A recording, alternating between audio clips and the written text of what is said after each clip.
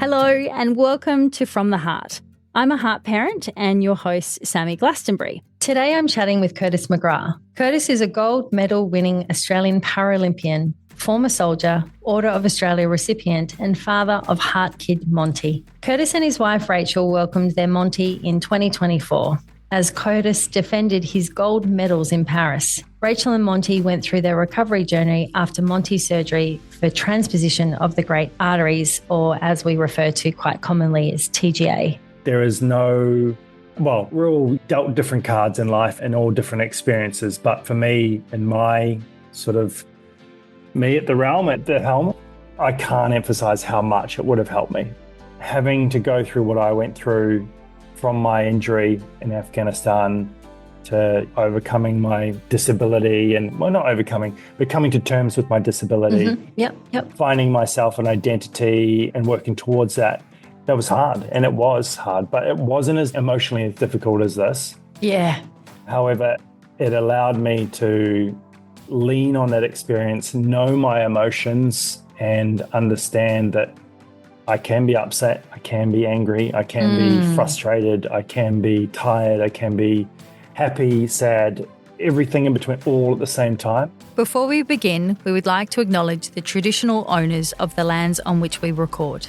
Today we are recording on country of the Kaurna people of the Adelaide Plains. We pay our respects to elders past and present who are a part of the world's oldest continuing culture and our first storytellers. We acknowledge the importance of supporting health for all peoples now and in the future. Aboriginal and Torres Strait Islander listeners should be aware that this podcast may contain images, voices, and names of deceased persons. So tonight I'm completely overwhelmed and excited to be speaking with Curtis. So Curtis, thank you so much. And where are you joining us from? Hey, Sami, thank you so much for having me. I'm coming to you from the sunny Gold Coast, but in the middle or in preemption of Cyclone Alfred. So a bit of fun going on, but yeah. Well, I'm glad that we're recording tonight. I'm sure it'll be interesting to listen back and think, gosh, the before and after.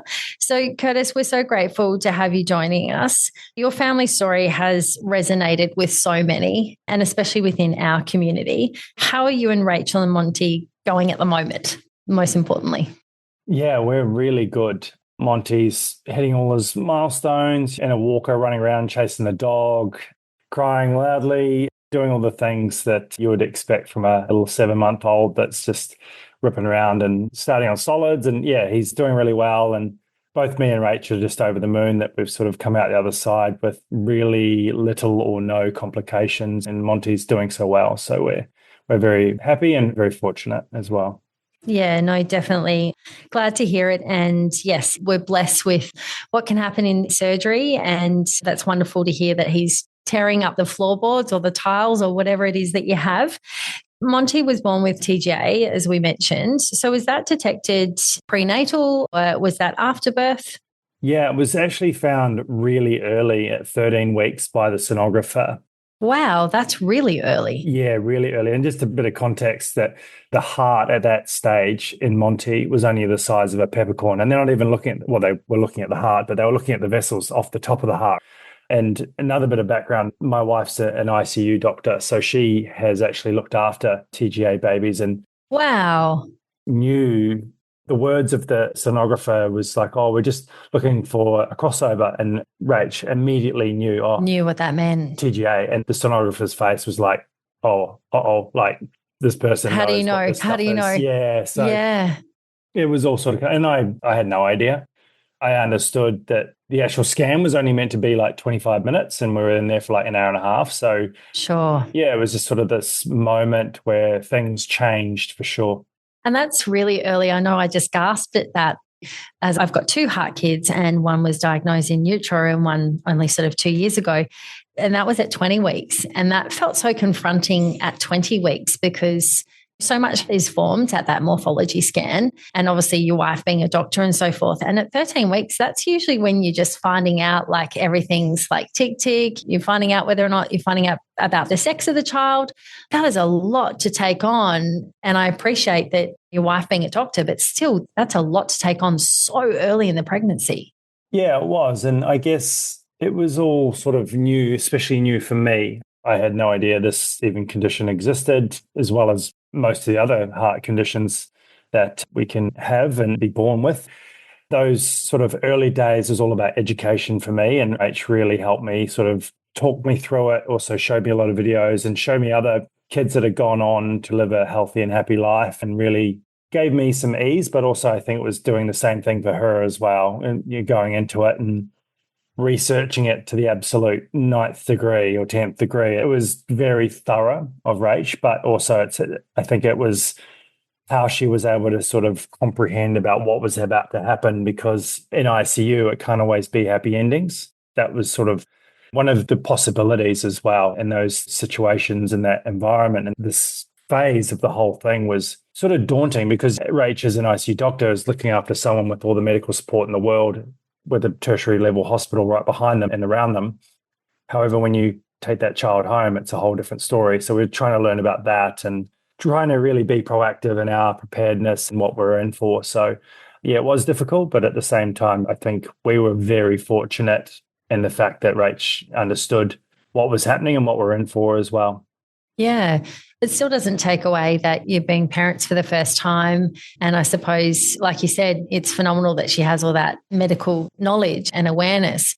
But it's interesting you say that that was actually helping her through the process too, because sometimes we don't want to know. Sometimes we want to bury our head in the sand and we don't want to sort of face these things front on. So I have a lot of admiration for people who sort of go straight in and deep dive. I'm a deep diver. My husband's not.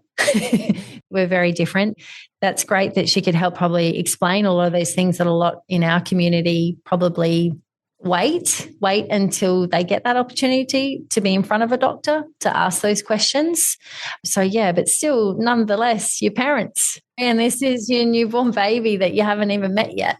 Yeah, the highs and lows of that whole situation was exciting and nervous and daunting and joyful, all mixed together, and ebbs and flows of different things. But in that whole process and the whole pregnancy stage, it was sort of, we always had this sort of dawning, much like this bloody cyclone that's coming. We're all sort of prepared there's something coming and it's going to be difficult. And the joys of the whole pregnancy were sort of dampened in a way, which is a bit tragic in the whole situation. But at the same time, we were just getting prepared. And I think you'd be silly not to be nervous about the baby coming firstly, and then obviously the secondary situation of the TGA.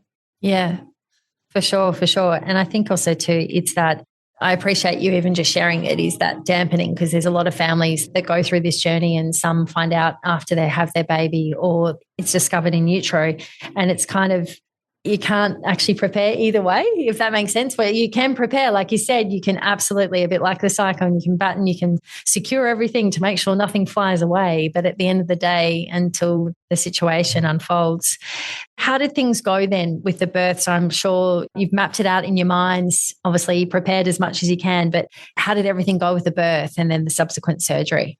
So the birth went really well. Monty was growing very well in the womb, and we're very happy about that, because from my experience, when you're fit and healthy and you go in for like an ankle reconstruction, your recovery is much faster. Similar sort of situation with the child going in for surgery, especially when they're brand newborn, like straight out of the womb.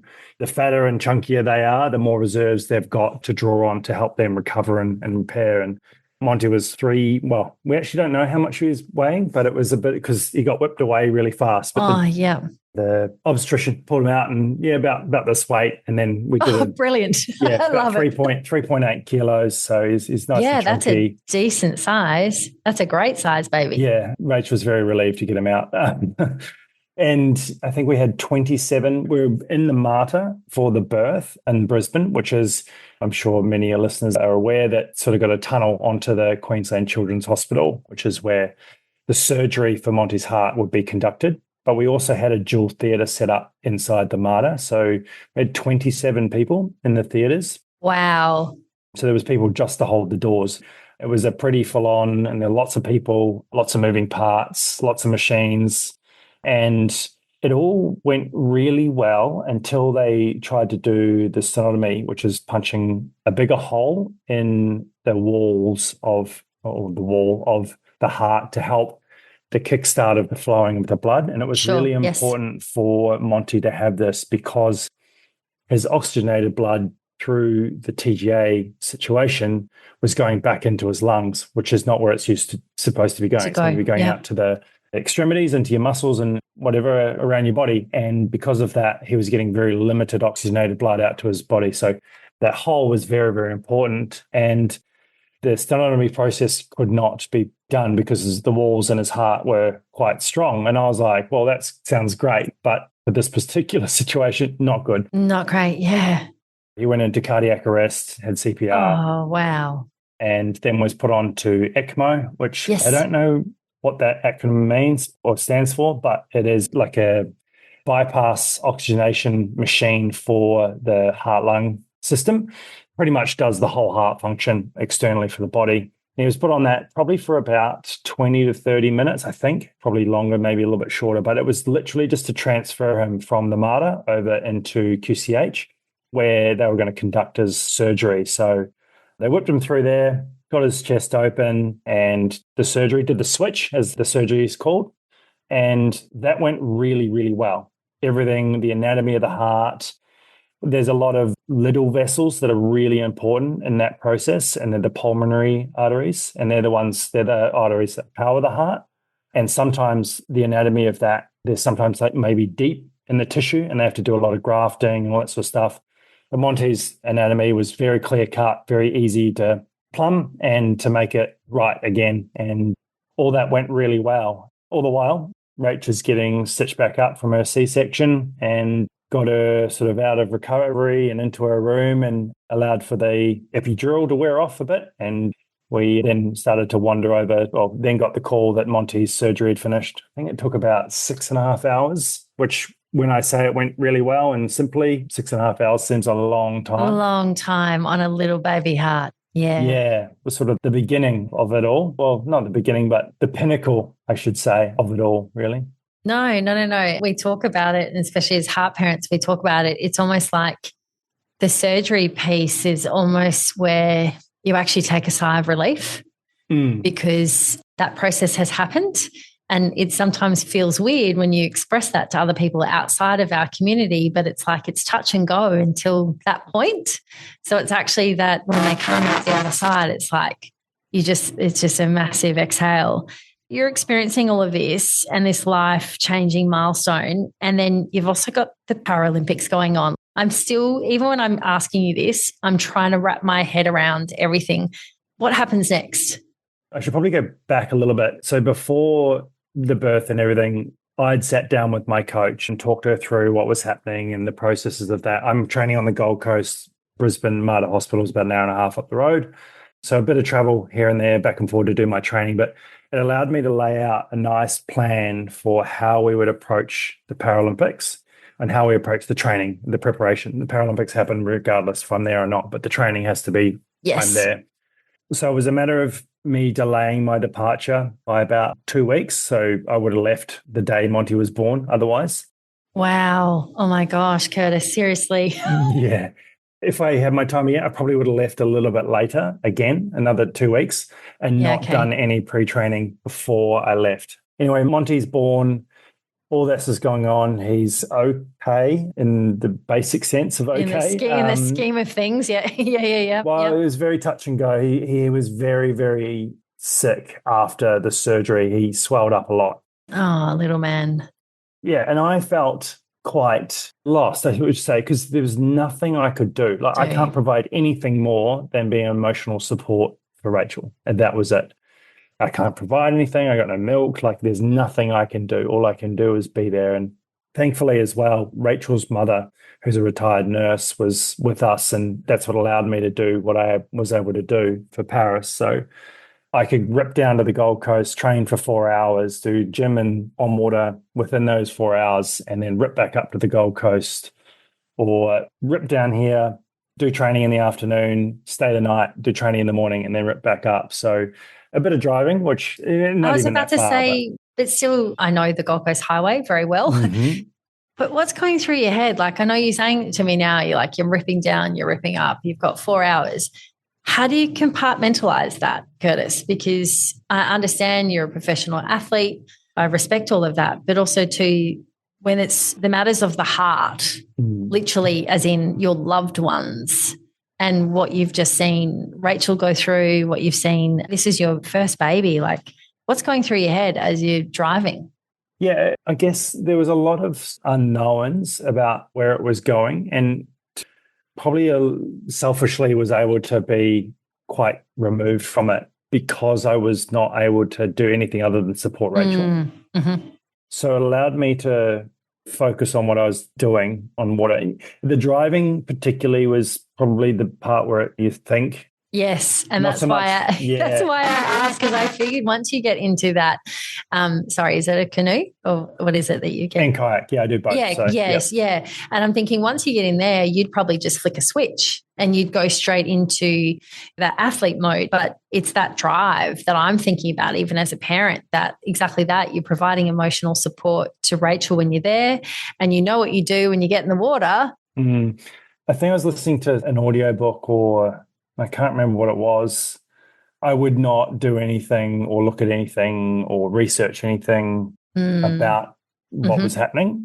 It'd be more like something completely foreign or different from what we're actually going through. So it all seems, looking back on it now, like much of a blur. And the whole drive back and forward probably allowed me to get prepared, get motivated to get back in on the horse and get back in there and help where I could. For the most part, it was pretty tricky purely because Monty he didn't look like a baby. He looked like he was so swollen, very swollen. And his chest was still open because of his swelling. And his chest was open for quite a lot longer than a lot of people were happy with. There was a little bit of a weird dynamic going on with doctors and Rachel because she'd worked in that department as well. And it was like she knew the doctors, she knew some of the nurses, and she could see that there was like a bit of, are they going to close it? No, the surgeons want to keep it open. Or it could have been the other way around. I can't remember who it was, but no. But yeah, the dynamic of it all. Yeah, and you've got this front row seat, and you're going, okay, there's so much subliminal stuff going on here. The process of me getting back in there and being like, okay, this is what's happening, and I was trying to sort of not distract, but like to keep Rachel in a way. What's next, rather than like what is the crap that's happening now, or what is the difficult thing that we're looking at ahead of us or around us. It's like, what are we looking forward to? What are the things that are good? And trying to be as optimistic as I could. And it was difficult because Monty was so ill, and he was on all this fusamide, I think it's called. It's like the drug they give to strip all the fluid because he was so full. Yes, fusamide. Yes. He didn't look like a baby at all. He looked like probably a chunky 7-month-old. He was very, very chunky. And his name's Monty, and one of our friends had nicknamed him Monty Croissanti because Rach ate a lot of croissants while she was pregnant. And produced a 3.8 kilo baby. Yeah. Thank you very much, Rach. You did very well for croissants. She did amazing. And the nurses heard about this and they did all up his room and croissants and stuff, which was quite cool. Oh, gorgeous. So it's really nice. The nurses were wonderful. You mentioned just before that, did you say it was your mother-in-law was a nurse, a retired nurse? That's right. We talk a lot on this podcast around sort of the village and the fact that you're now, like you said, because of that, your village and that network, you've been able to still keep pursuing sort of the goal that you'd been training for such a long time. So what other support do you have around? Because I'm assuming it's not long and you're probably going to get on a plane. Mm-hmm. Yeah. So when Monty was born, mother-in-law was around in pre-pregnancy because pre-birth because they lived in New Zealand. So there was a bit of a travel there. So we had got an Airbnb up in Brisbane to be close to the hospital because of the difficulty with Monty's heart. And if he was born on the side of the road, it's not good. So we decided that she would be best to be up there and be comfortable in an Airbnb that was close to the hospital and all that sort of stuff. So she was with her the whole time, making sure there was food and comfort and also a good soundboard. And Rachel and her mother are very, very close. So it was a natural sort of position for her to be there and help Rachel when I couldn't, and to be the wisdom that a mother-in-law can bring, and especially one that's been a nurse and in that moment was very, very valuable. And yeah, I can't emphasize how lucky we are to have Catherine a part of that journey. And then Tony, Rachel's father, came in about the day before Monty was born. So providing support to Catherine as well. So yeah, it was a bit of a, you're right. Yeah, it's like that though, isn't it? It's a ripple effect. Yeah. Like you said, you're providing emotional support to your wife. And then you still need that, as I said, we always refer to it as that village. And sometimes it's even just a small thing. It could even be just the fact that your father-in-law did the coffee run. Do you know what I mean? It's all exactly. those little... His job was to go downstairs. Was it? Yeah. Get the coffee and bring up a sandwich from the bakery. So yeah, we all need a little job to keep us occupied and whatnot. So it's all a matter of sharing that load, and that's exactly what was happening. Yeah. Can you tell me, when do you get on the plane after all this? Yeah, so Monty's 2 weeks old, still in ICU, and we're tossing up whether to push the dates and everything. And the doctors that were monitoring Monty and looking after him were all like, you should just go. He's in great hands. He's in the right place. Rachel's doing amazing. Catherine's here. Tony's here. My parents are just up the road. Rachel's sister was also in town over from New Zealand as well, just to help with that transition. And we were like, well, I think everything seems right now. So let's just pull the pin and do it. So that just meant that I didn't have to change anything. The plan for my paddling side of life was still on track and working as expected. So jumped on the plane and got over. And before that, Monty was still in ICU. So he was still there, hooked up to God knows how many machines and lines and things like that. We were able to hold him, and he was looking around and how special. Moving his arms and legs and stuff like that. So it was really, really nice to be able to do that before I departed. Yeah, absolutely. And then it was time to go. And it was a leap. My dad and my brother picked me up from the Airbnb and took me to the airport, because I knew that Rach needed to be near the hospital, obviously, but also that goodbye was going to be a bit of a rough one. So can't even. Very Band-Aid-like. I went up to her and I need you to be strong, and for Monty and for me and for you and for everything in between. And then, just gave her a kiss on the lips and jumped in the car and sort of didn't look back and let's go. So this is one of those things that I think if I dwelled or stayed there any longer, it would have been even worse. So just jumped in the car and took off. As difficult as that was, it's one of those moments that it'll stick with me forever. But I'm sure it will, Curtis. I'm sure it will. Even just you sharing that with me, obviously I'm in a studio, but I'm still a heart mum. I feel that. I even just feel that moment and my eyes start to well. And I think nothing can prepare you. Nothing can prepare you for all of that. And even like you said, you had all of that amazing knowledge, pre-knowledge leading into this. And then you've got this beautiful family support. Your family and your in-laws sound amazing. Do you think that your previous experiences in life helped you? Like, do you sort of go, if I hadn't experienced what I had experienced before in my life, obviously, as we said in the intro, soldier, all those things, do you think that moment would have been different? I can't emphasize as much as I can. Absolutely. There is no... Well, we're all dealt different cards in life and all different experiences. But for me, in my sort of me at the helm, I can't emphasize how much it would have helped me. Having to go through what I went through from my injury in Afghanistan to overcoming my disability and, well, not overcoming, but coming to terms with my disability. Yep. Finding myself an identity and working towards that. That was hard, and it was hard, but it wasn't as emotionally as difficult as this. Yeah.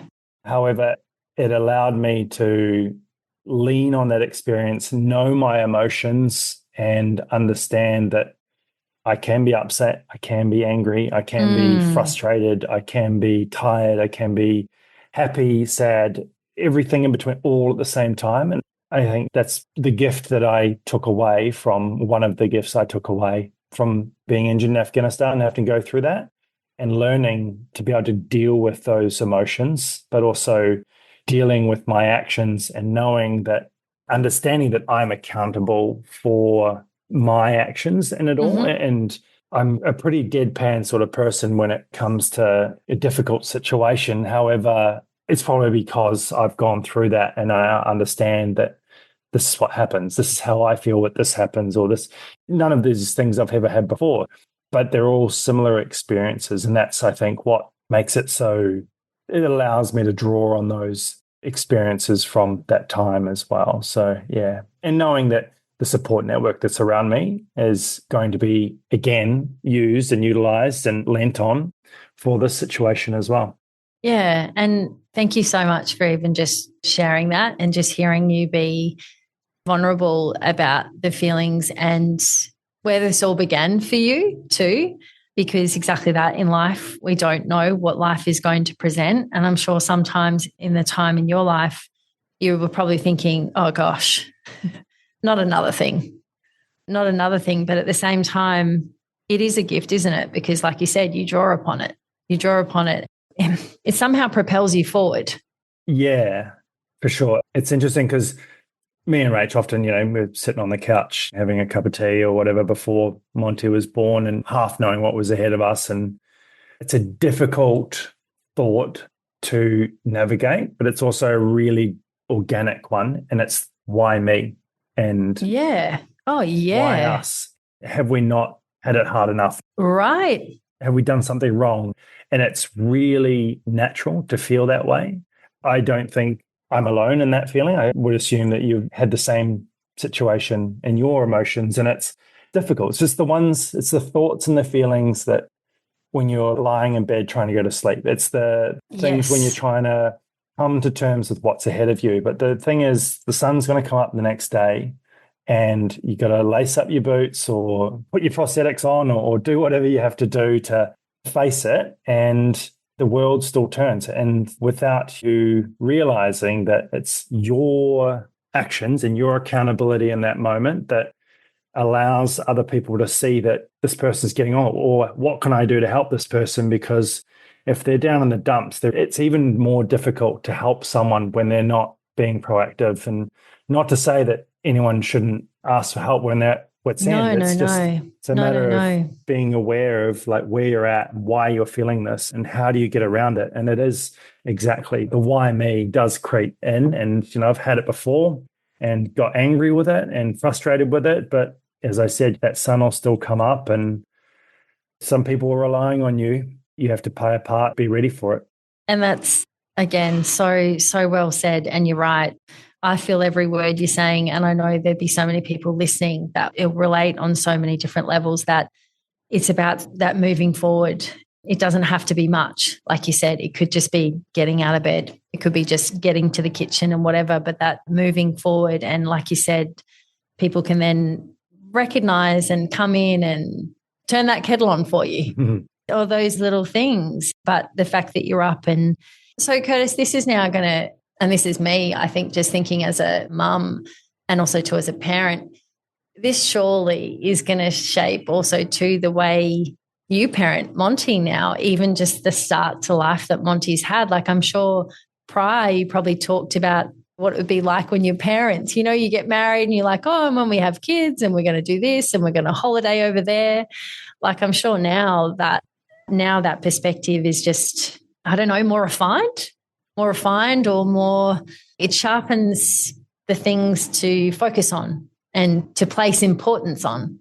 I think what it does, I said it before, is that the perspective that these situations and these emotions and feelings and happenings give you, I think you're more sensitive to Monty and you're more, I wouldn't say aware, but you're more alert to situations of... More in tune or something? Yeah. Probably more that. I think just having a little bit more emphasis on making sure that he's got everything he needs and Rachel has everything she needs. And my wife is probably the better judge of this, but I feel like I tried to give as much as I could to home and being as part of the scenario when I did get home, and to being here and leaning right in and trying to make sure that there was food on the table and there was all the little things that made the world go round and helped us in day-to-day life. And that was something that I would say I'm proud of. It's just a matter of making sure that nothing's being forgotten or there's there's things that are thought of ahead of time or things like that. So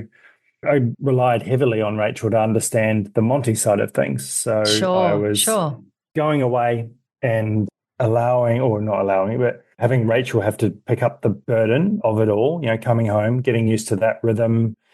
She's still recovering from her C-section, and Monty, you couldn't pick Monty up the way you would a newborn, like under the arms. You have to pick him, you scoop him. So because of their chest and that sort of thing, all these little things that I had to come home and learn, and I had to literally just follow Rachel around like a stray dog. Looking for food. It was just one of those things, these little knowledge pieces. Oh, that, all right, okay, all right, this one, all right.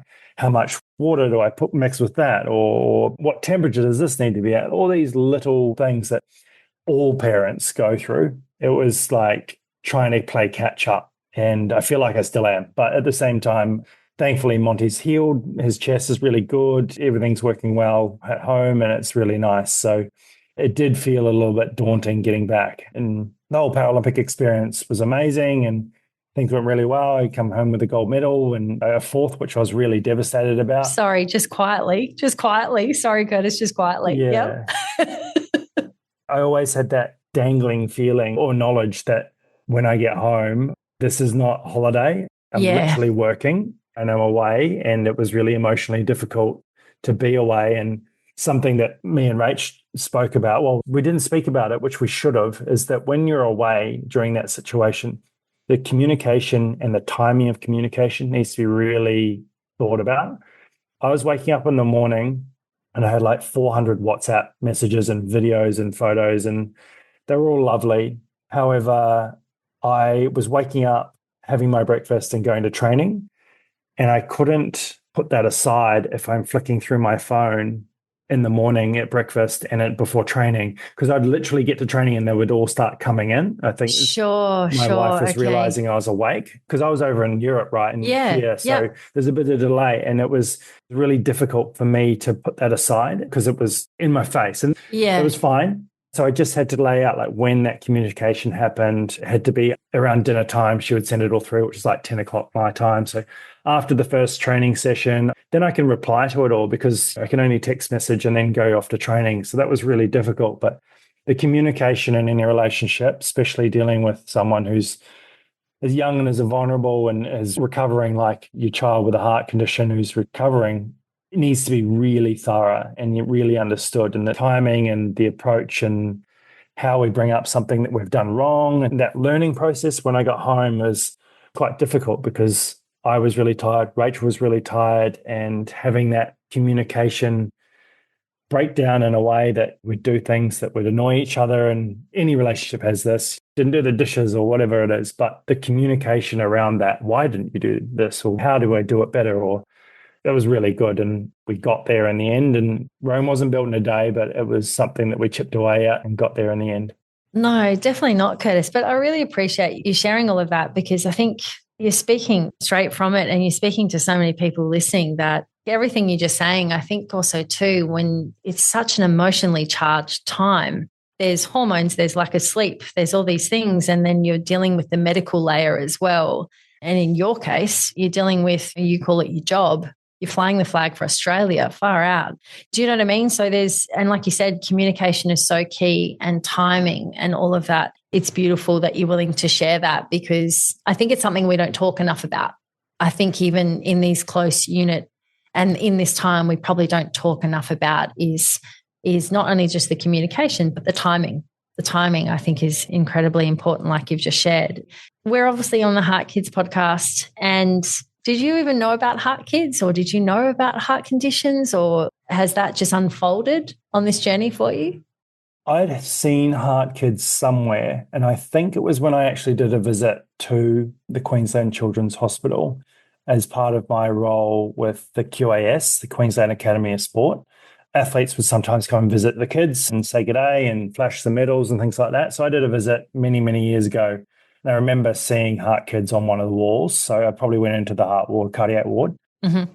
In that situation, that environment for me, all the kids were sick and they all needed some outside external entertainment, and we were sort of that. So not really. And I hadn't had friends that had kids with heart conditions. I hadn't had friends with a heart condition, so it was all sort of new. I knew that there was issues that people could have, but Sure. not to the extent or the variance of it all. There's so many different ones. Monty had a straightforward TGA. There's so many and so many different things, and also some conditions can lead on to other different things. So it's other conditions, and it's really, you could almost say it's Pandora's box. The more you look, the more you find, and the more you realize you don't know. I actually think there is a very famous quote. It's like, the more you learn, the more you realize you don't know. Yeah. It's just a big thing, and there's a lot of different conditions and different ways to do it, and different things different ways to recover and heal as parents, not as children. So No. Well, every journey is unique. And that's something that we sort of talk about all the time, is every heart condition is usually unique. Like you said, some might have TGA, but some might have TGA plus blah, blah, blah. And then exactly that, depending on the role of what's going on in your life at the time, or the informal supports that you've got, or the knowledge, or as we find too, where you live as well. You could be in a really remote location, you could be rural. And that's another reason why we're here, to obviously help spread the awareness and advocate for more research and all those beautiful things we do. And I suppose that just leads me to Curtis, just thanking you so very much for sharing your time, sharing your journey, but also to being just incredibly vulnerable tonight. It means so much to so many when they hear stories and they connect and they hear someone, and especially someone like yourself, who's had a phenomenal life journey up until this point, and now you're a part of, well, just so you know, you're a part of our village now. So thank you. Is there anything that you'd love to just leave us with tonight, of something that this journey has taught you? Probably the only thing, I think this HeartKids organisation and others, there's a lot of people out there that have been through similar experiences, and it's because of things like this podcast and videos on YouTube and stories about other children that have been through it that makes you realize that there is a big community out there, and there's a lot of people that would be willing to talk to you. We had a really amazing family who also had a TGA child, and they approached us, or we approached them. So whatever happened, we connected in a way, and there've been a wonderful sense of support, questions. This young lad is like 12 or 13 years old now, and we can see Monty being him. And that's such a beautiful and wonderful thing to see, that there's a lot of hope there. And if there's issues and infections and complications with later on things, you won't be alone. There'll be so many other people out there that have been through similar experiences, not the same, because there's no such thing, but yeah, similar experiences that can empathize and understand. And I think it's really important that people realize that you're not alone. That's beautiful. Thank you, Curtis, and thank you again. My pleasure. Cheers. Sometimes this podcast talks about some heavy things. If this brings up anything for you or someone you love, it is important to reach out for support. The HeartKids helpline provides support and guidance for anyone impacted by CHD. You can call the helpline on 1800 432 785. To access more information about CHD, as well as support from HeartKids, visit the website at heartkids.org.au. The information on this podcast is not a substitute for medical advice from your doctor or healthcare team. Always talk to your doctor about matters that affect you or your family's health.